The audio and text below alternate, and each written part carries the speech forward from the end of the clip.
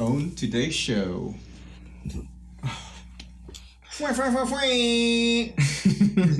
John Cena. All right. Welcome to the first on today's show. We got our host, Jason Ray Schumacher. What? And Alex Ongky. Yeah. Cheer. And today is a short, sweet about me on who we are and why it is you decided to download our iTunes. Can we say that? We can.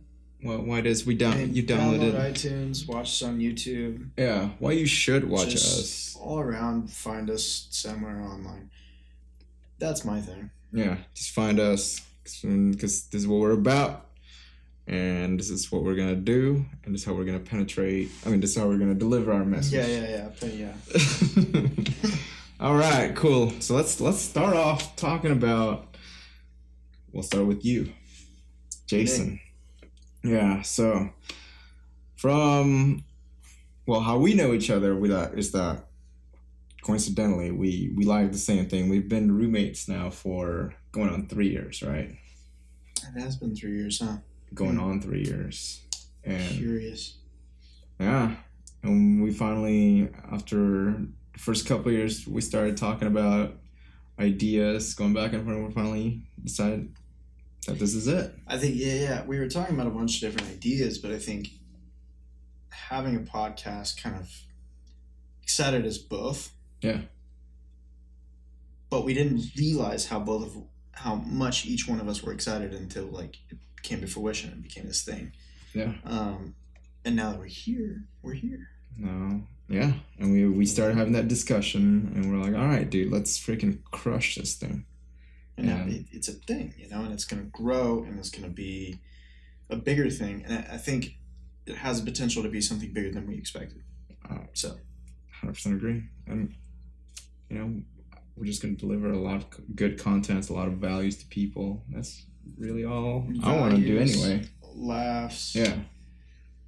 I don't know, just giving people a break from their everyday. Yeah. Almost, I agree. All right, so I feel like I know a lot about you. We're definitely going to jump in and give the audience a chance now to get to know you a little more. So you've been in LA now for how many years? I can't say. I know. I don't want people to know. No. All right, guys, this is it. And hopefully we said short and sweet, about me, yeah. No. I've been in LA going on 5 years. If it's 3 years, going on 3 years for us, it's been going on 5 years for me, which is crazy. What? I don't even really, it doesn't feel like that, Yeah, that's 5 years, it's a lot of hours, a lot of seconds. Well, what brought you out here? Honestly, just acting. And it was almost like, I was in college and it was my last year. Yeah. And I made the decision that I was going to come out here. I had a plan in place of what to do when I was going to get out here. And I did that. And, so it was almost like, a year. Okay. But it's an idea. You don't really know until you get out there. Mm-hmm. And I'd only been out here once before. And that was 10 years prior. So I didn't really know what to expect. And was that LA, or were you in Orange County, or were you in Temple City of LA? Like Los Angeles. Like Hollywood? Yeah, not Hollywood. Playa del Rey. Okay. But, close to the beach, get those casual vibes in. Down by the beach, boy. Down by the beach, boy. Yeah, so I moved here and just started. I went to a conservatory I was planning on going for a year, but I went for half a year. Yeah. Just because in the conservatory I felt like I was learning some things, but it wasn't worth my time or my effort in it because I could be learning way more in something else. Yep. So I did that something else. I went to a different coach and I worked with him and I still work with him.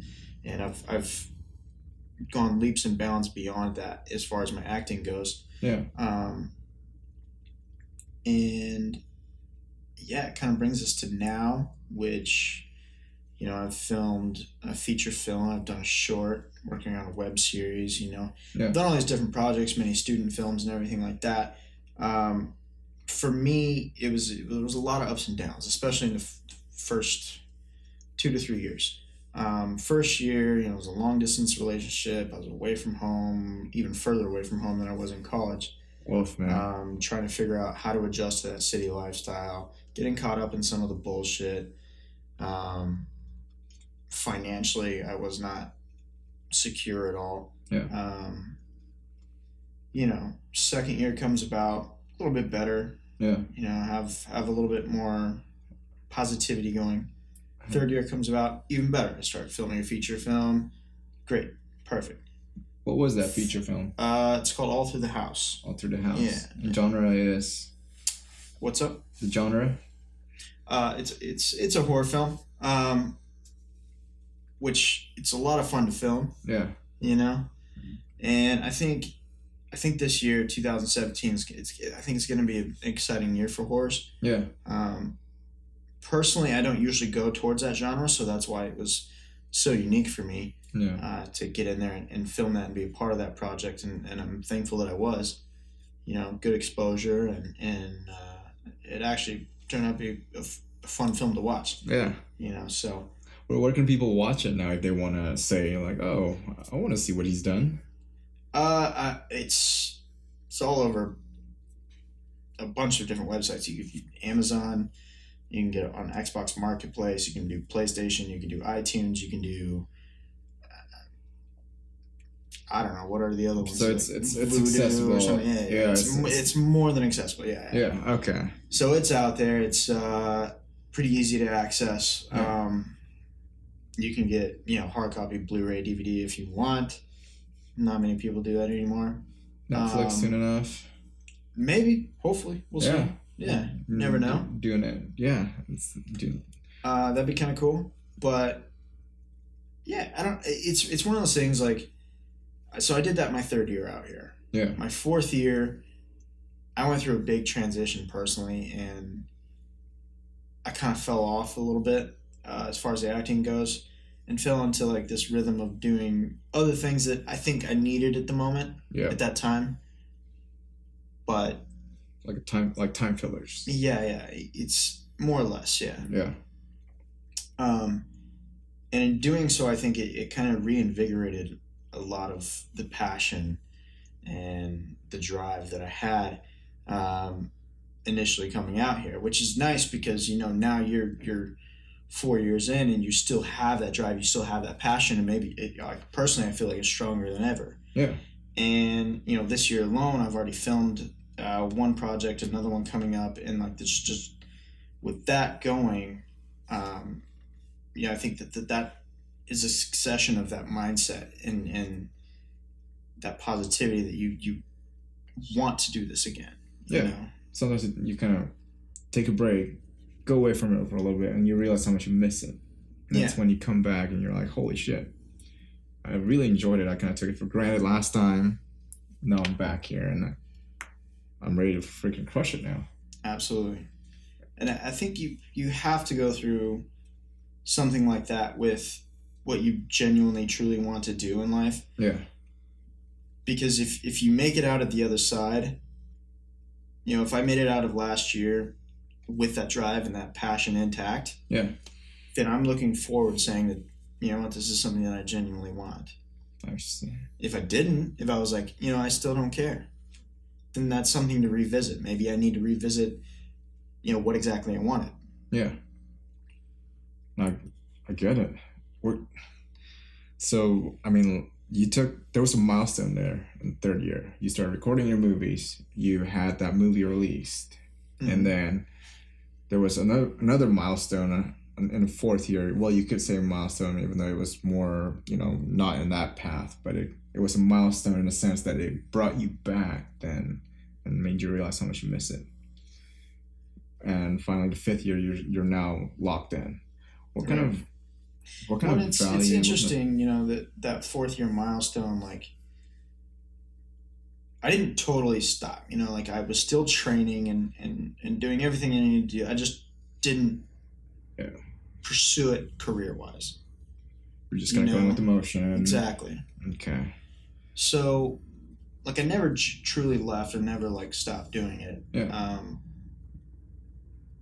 So I was always still kind of, like, in the flow of it. Yeah. But, yeah, like you said, like, I came back rearing and ready to go, you know? And, okay, so you went through all that stuff in just the last couple of years. What kind of things did you learn? What kind of things did you learn about yourself when you first saw yourself in a big screen? That I don't sound anything like I thought I did. That I hate watching myself on screen. Is that a common thing for actresses? Do you talk to fellow? I think it's a common thing in the fact that you're going to be your own worst critic, right? Okay. Yeah. Especially me. Yeah. I'm just a fat person. And that's something that, I've been working on, that at this point, like, I'm okay with, like, I'm accepting of that, like, and I'm almost at the point where if I'm in a performance or something, those kind of like hiccups are the more, like, beautiful moments on screen, those are the rich moments. And those are the moments where you're like, oh man, I messed that up, because you don't want to be so dialed in. That's not real life. Right. You want to capture real life, especially when you're in film. Yeah. Versus theater. Yep. There's so much more nuance and subtleties that show through, and that's what I love about it. And I think I'm at the point now that I'm accepting of that.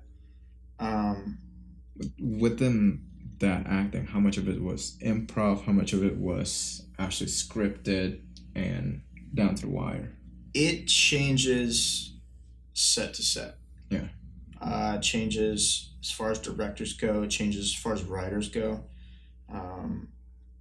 Certain writers, depending on what is in their contract, will say, no, say what is on the script. Certain writers will say, absolutely, man, just wing it. Like, let's see what you've got. Like, give me something. Yeah. And directors will do the same thing. And I love working with those people who want that collaboration, who want you to give something to the project. Yeah. Not just come in and say your lines and do your job, Yeah. Anybody can do that. The thing of it is going in and genuinely giving something to the project. Yeah. Projecting your emotions and everything. And just offering your own piece of, like, who you feel the character is, what do you think the character would say in this instance? Maybe this line is just super weird to you. Like, it doesn't feel like the character at all. And you try to say it and it just sounds like, what? Fuck, that's not me. Yeah. What just came out of my mouth? Yeah. And so you're like, okay, on this next take, can I try this? Yeah. Just ask them. They're either going to say no or yes. Yeah. Most time it's yes. Because at the end of the day, they want the best product for people to see as well. Right. And in my mind, that's a collaborative effort. Oh, absolutely. You got to kind of merge your personality with that character. Yeah. And if you say things that you normally wouldn't say, thus, or anything like that, right? Then it kind of becomes like, that wasn't really him. And I mean, that also goes to a point where, like, I can get that out and I can make it sound natural. Yeah. Depending on what I have to do. And depending on what, like, if that line is the only line that works for the scene or for the story, then I'm going to, just do it. Gotcha. But at the same time, like, when you're character developing, one of my biggest things is I believe in bringing yourself to the character. Even if that character, so I'm a homeboy from small town New Mexico, even if that character is from London or from Dublin or Indonesia. Anywhere. Yeah, exactly. Indonesia. Exactly. I don't think I would be playing an Indonesian anytime soon, but you've got a skin color, man. Well, yeah, dye my hair black, see what it looks like. We'll go from there. God, that would look so bad. Yeah. and you would just merge within that character. Yeah. I hear you, man. Yeah. So, and you always bring something of yourself to it because that's what makes it believable. Is like human beings, we have this ingrained like bullshit detector when we know somebody isn't being truthful. When we know you're not fucking from Ireland. Yeah. Yeah. Or it's just so like you have to be on your shit as far as character development goes. Yeah. To say like no, yeah, I am from Ireland, or just bring enough of yourself to it that they don't really care. Yeah. Comes to owning it, right? Yeah. I hear you, man. I hear you. Owning it? Own today? What? Own today. What? Look at that circle back. Look at that loop. Yeah. So you've been 5 years now. Is it really as harsh as people make it out to be? Like when I think of the industry, the film industry, I think of endless auditions. I think of endless rejections. I think of you come into an audition and these 5 guys behind a table and they're like, all right, here's your line, and then you start acting it out and it's like, yeah, we'll get in touch with you. Is it really like that? It is. Yes and no. I've been in a lot of situations in an audition room where I'll do it. Yeah. And maybe I feel good about it. Like really good about it. Right. And all I get is, thank you for your time. And all you can do, don't ask questions, just thank you, and you move on. Yeah. And something I used to do was like, I used to like kick myself like, oh, why didn't they give me a note? Or why didn't I get to do it again? Or like, why didn't I get more than just thank you? Or why did it not seem like they were interested?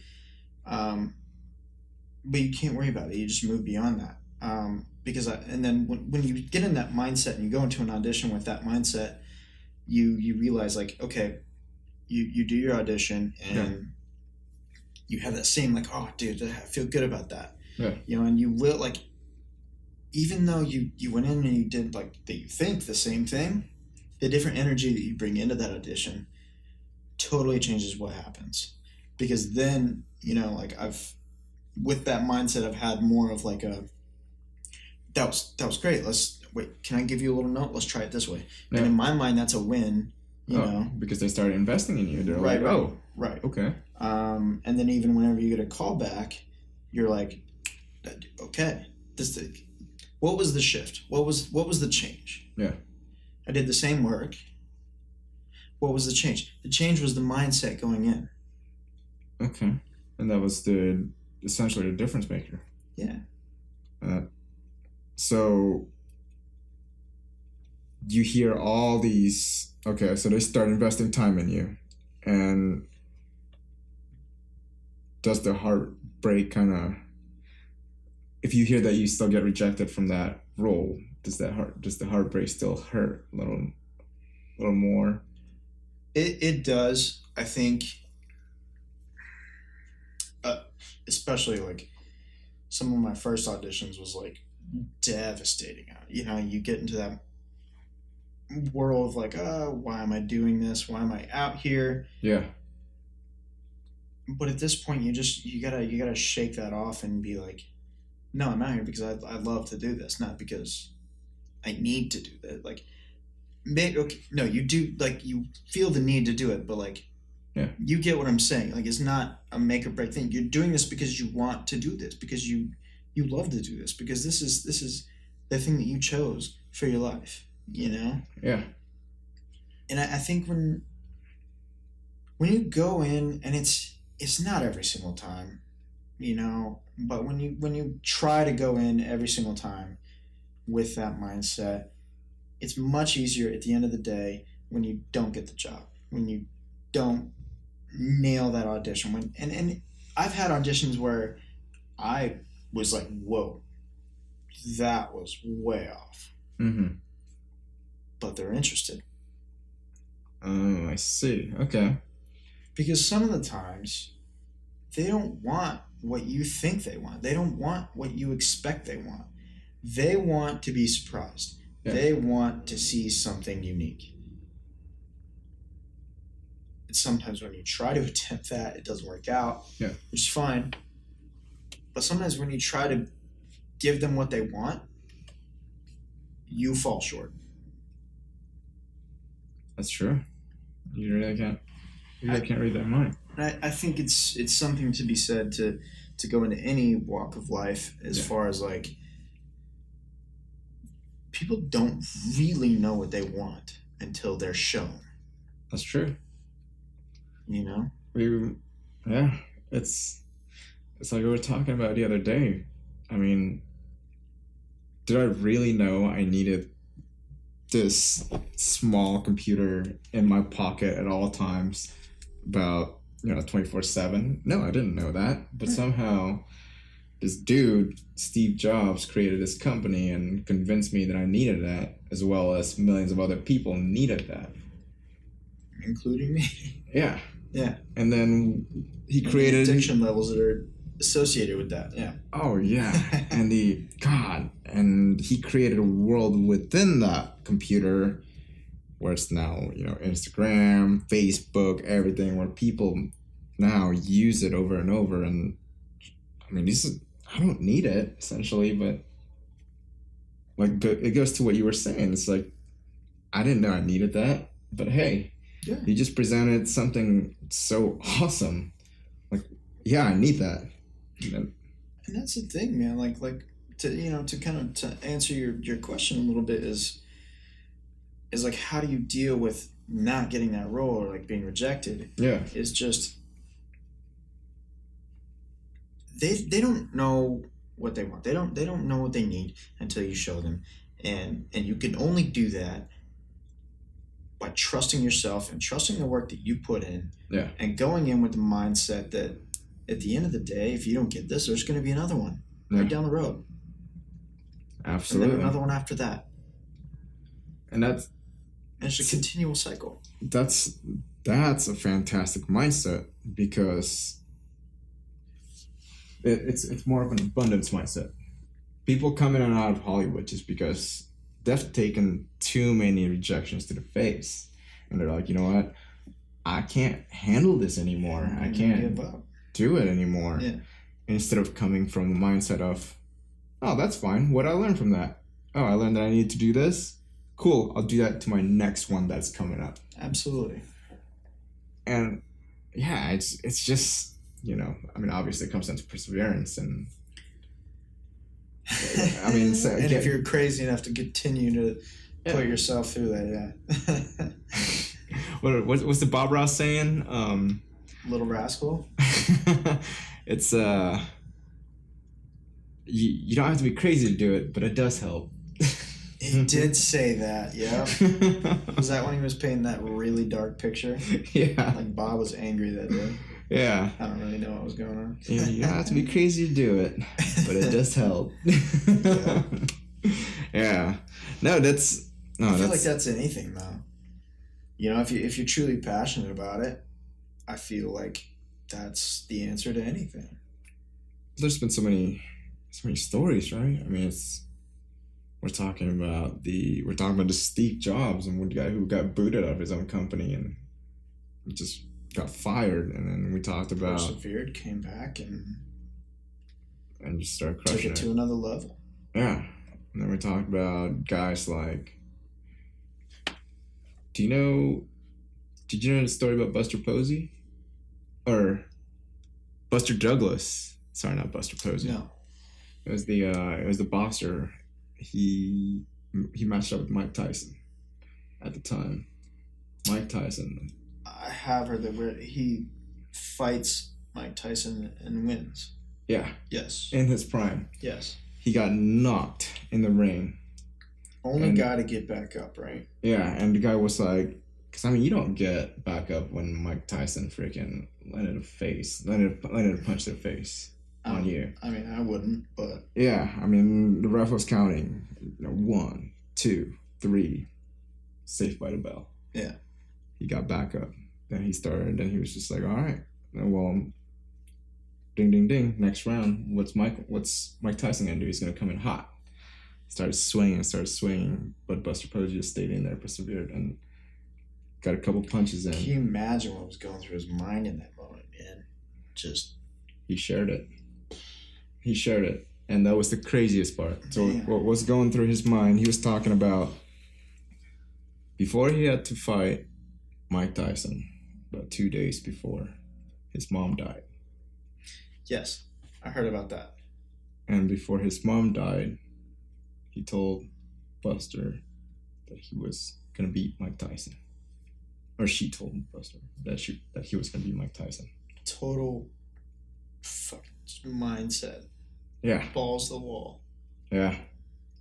He just imagine that. A guy just got knocked to the ground by Mike Tyson, came back to win it, and that kind of story, just gives me chills just thinking about that. And that's, some people don't have that grit, especially when they've taken too many of those Mike Tyson punches to the face. Right. It's like, hey, sorry, you're not good enough for this role. Wham! There's one Mike Tyson for you. And it's all right, man. I'll get back up. Yeah, and then come back next week. It's like, sorry, man, you're not good enough. And wham! Another hook for Mike Tyson for you. What? And there's, certain casting directors that I know that I performed for probably like 3 or 4 years ago at this point. Yeah. That have seen me in the last year, and it's a night and day difference, man. And it really is. Like I've put in the hours and I've put in the work, and I'm at a point that it's not going to be the fact that I can't act whenever I go to an audition. It's going to be the fact that maybe I'm not right for that particular role. Maybe I don't look right for that role. Yeah. Or, but that also goes back to the point that, like I was saying, they don't necessarily know what they want until I show them. Yeah. And if I do the work properly and I do it unique enough, yeah, this ginger is going to be, all over the screen. The next Conor McGregor. The Conor McGregor of acting. The Conor McGregor of acting, except Jessica Chastain works all the time and she's redhead. There you go. You're gonna roll in a Gucci mink in your interview. Oh God, I would just roll onto set with it. Yeah. What do you got? Sunglasses on my fucking Rolls Royce. Oh man, that's the life. So let's jump into like a couple of how-tos though. Obviously you shared that you've taken a bunch of those Mike Tyson punches to the face, and especially your first couple of years as a rookie in LA. What do you do to kind of reset, and what do you do to? Obviously it's a harsh, and rejections suck. What do you do to reset and to come into the next set clear-headed, like nothing ever happened? Drink excessively. No. I do that all the time. Yeah. No. That's probably worse off for you. I think what I usually do whenever I get in those modes of maybe like being down or kind of questioning certain things, because like I said, I'm not 100% all the time. Nobody ever is. Right. So whenever I get in those modes, I just allow myself to feel that for maybe that given night or something. Yeah. And it's on my mind pretty much the whole night, and then I'll go to sleep and I'll wake up and I'll just be like almost refreshed, almost ready to go. Because something I've learned to do is shift that mindset from like feeling that night, sleeping, and maybe you wake up with it a little bit. Yeah. But you just get up and you go do something, even if it's such a simple act as just going and making a cup of coffee, or grabbing a cup of coffee, or going out back and reading a book, or something to get your day going, productivity and everything. Yeah. That triggers something in your brain and shifts everything and gets the wheels rolling again. I see. So more or less translating all those like feelings and energy, pent up feeling and energy, into some kind of action. Exactly. Exactly, because the energy has to go somewhere. Yeah. Because when you bottle it in, not only does it affect your mood day to day, it affects your performance in those moments where you're in that audition or where you're on stage or when you're in camera, because then that's all bottled in and that's in your head, you know? But the more you get that out, and I'm not saying just distract yourself, no. I'm saying you deal with it, but you move. Yeah. You know, you move on. You continue going. Yeah. And even if you, because I do this, and I'll just sit there quietly in a room, a dark room, and I'll just be. Yeah. And in doing that, it allows me to think about all those things. And whenever I think about those things, I genuinely think about transferring this negative thoughts into my body, and then from like I envision like this physical energy coming out of my body, like channeling, and just going away, like going somewhere that's not here. Yeah. I don't care where, just not here, not onto somebody else, but just not here. Yeah, that's just a little bit. You know what you're doing is. I mean, there's a whole study of it. They call it neurolinguistic, NLP, neurolinguistic. I want to say psychology, but it's essentially it's that study. People call it pseudoscience because there's no real backed science behind it. We don't know. It's it's one of those things that's hard to, I feel like, to. It's hard to prove. Yeah, to measure. Right, but yes, I mean science still has its fallacy and everything, you know, but I just know it has been proven to work on people. Now, has it been proven to be scientific? No. But yeah, it's NLP, neurolinguistic psychology. God, for the life of me, I can't remember that P, which is like the last letter. It's the P and the V. It's the P and the V. NLP and the V. I think it's what. Yeah, that's what it was. We gotta write that book. NLP and the V.